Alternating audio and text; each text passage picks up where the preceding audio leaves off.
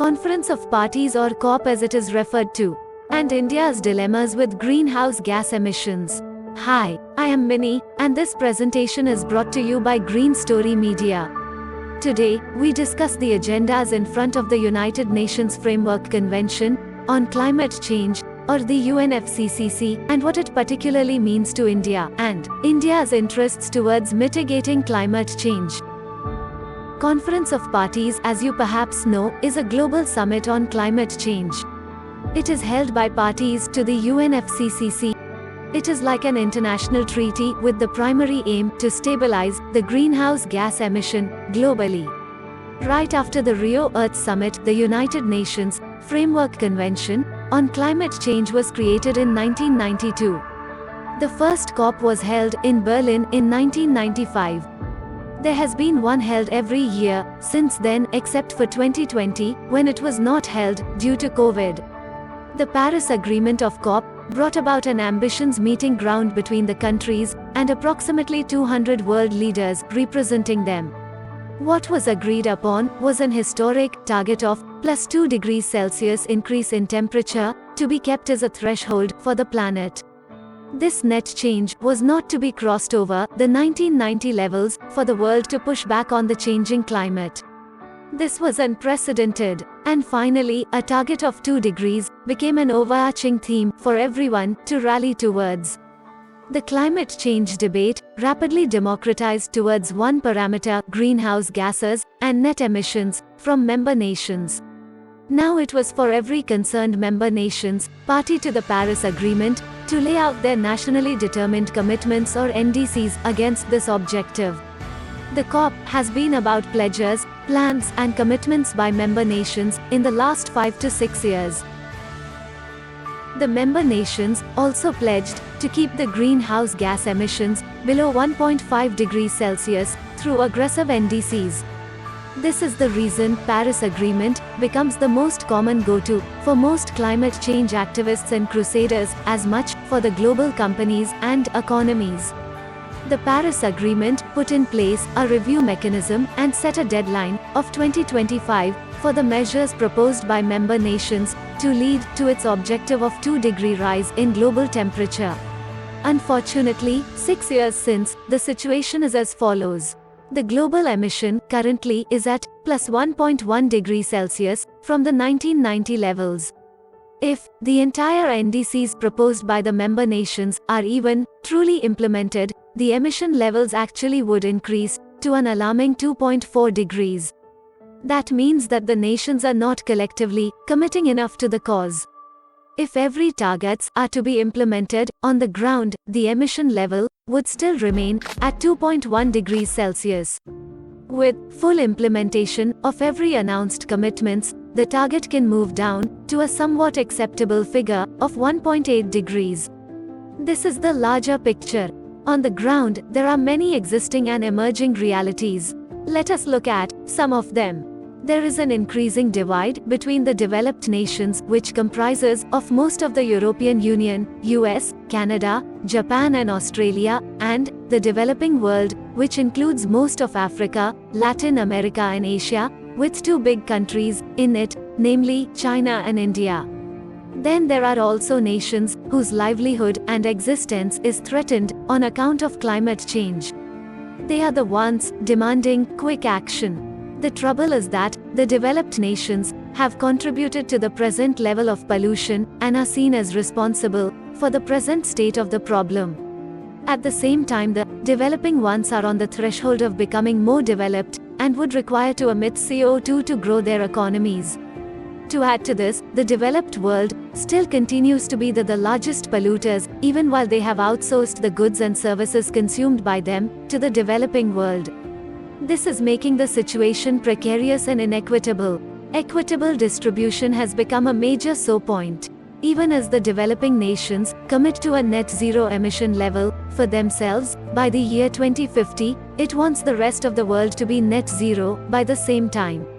This would not be possible for the global south, as the developing nations are referred to, without sacrificing their own impending growth. They would need help in the form of new technologies and finance from the global north. Therefore, in good faith, it was agreed that the developed world, or the global north, will help the global south, the developing ones, with financial assistance and newer technologies for a faster adoption towards a less polluting world. Unfortunately, this is not seeing much traction. A promise of $100 billion as a goodwill finance agreed upon as early as 2009 is still to be disbursed. So, the transition towards a greener world is quickly seeing a financial bottleneck, as most have realized that it is not billions that is required, but trillions of dollars, which is needed to make effective changes on the ground. Now, let us look at India's position and status in the existing global context. India's Prime Minister, in his UNFCCC address, has sought $2.5 trillion towards India's first NDC goals. He said that India needs $1 trillion immediately. India's problems are ever slowly increasing on many fronts. First is that for India to cut its carbon intensity by 45%, it will have to make a substantial move away from its coal-reliant power sector. According to a Bloomberg NEF data, more than 70% of India's electricity came from coal power plants last year. Second is that India's transportation sector, which contributes to near about 1/10 of India's GDP, relies nearly 9/10 on fossil fuel. The air pollution levels in most of the populated areas of India, especially in the Gangetic plains of northern India, is abysmal and is already crossing the threshold of being toxic for humans. The groundwater and the surface water, as per many indications and studies, are largely polluted across the country. Extreme climate occurrences are on the rise, as is being witnessed over the last decade in the Indian subcontinent. The recent floods in Pakistan has been devastating. The Himalayas is seeing its largest melting of ice over its entire history on account of global warming. Himalayas is the source of many large South Asian rivers, which act as a lifeline to millions of people along its path in India, Pakistan, Bangladesh, Nepal, China, and others. In India, the pressure is much on the national think tank from every quarter, including that of UNFCCC. In response, India did well to formulate an action strategy on emissions, which said the following. It will reduce 1 billion ton or 1 gigatons of CO2 from now to 2030. Basically, the increase is envisaged from now at 2.88 GT to 4.48 GT in 2030 to be curtailed to 3.48 GT instead. India has promised its 50% energy requirements to come from renewables. By 2030, it wants its present capacity to scale to 500 gigawatts of electricity from non-fossil fuel. That it will reduce their carbon intensity to less than 45% for the economy from 2005 levels by 2030. Of course, the Prime Minister did announce a net zero on emissions by the year 2070 recently. Incidentally, China has promised to get to net zero by 2060, while the developed world, like we mentioned before, has stuck to 2050 as their targeted year to achieve net zero emissions. India's per capita emission will be one of the lowest amongst countries by 2030 at 2.6 tons per person, up from the present 2.3 tons per person, largely on account of a high population count projecting forward. The targets specified in the case of India look ambitious. While perhaps Mr. Modi has issued a caveat to India doing its bit, subject to availability of financial assistance, he, in a way, is echoing the sentiments of the developing world.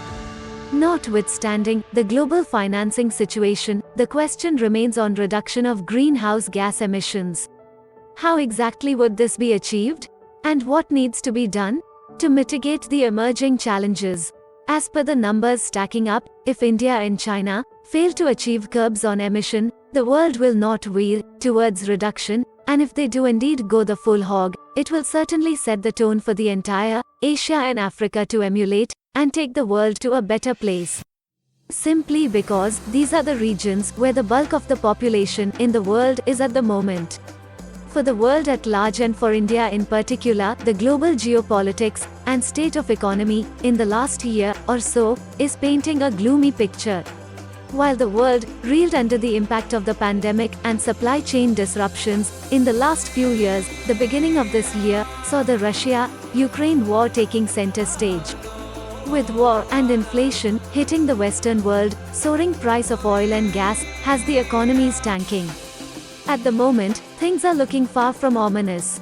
US, which is a major indicator of world economy, has tightened up with interest rate hikes, an impending slowdown in growth, which in turn has forced a slowdown across the globe. Europe is already under a recessionary trend, and under increasing pressure from the disruption mainly to its economy, due to the war in its neighborhood.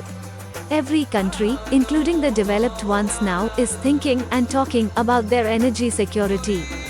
With the oncoming winter season, the fears are real, especially in Europe.